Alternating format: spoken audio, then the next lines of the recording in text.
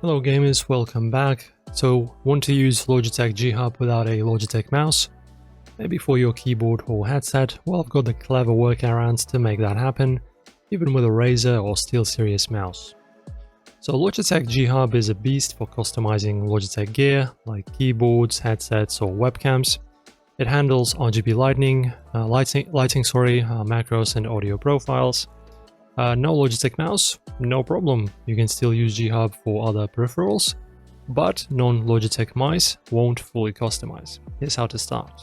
So of course guys, you need to download the application. As you can see, I am on the official website from logitechg.com.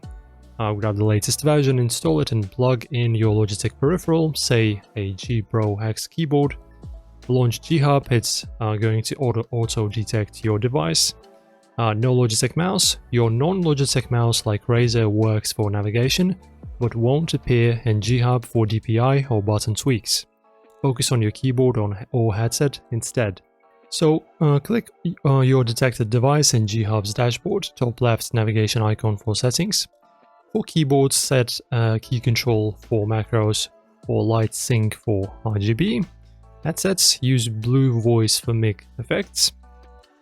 Non-Logitech mouse limiting you, create game profiles for your Logitech gear to auto-switch settings. Use your mouse brand's software like Razer's Synapse for its own tweaks. Sync it all.